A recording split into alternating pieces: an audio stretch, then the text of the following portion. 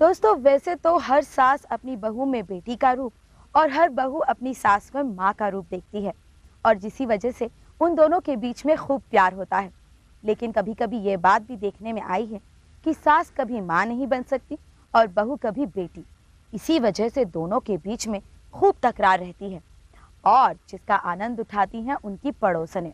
अब एक पड़ोसन दूसरी पड़ोसन को उनके झगड़ों के बारे में खूब मिर्च मसाला लगाकर बता देती हैं।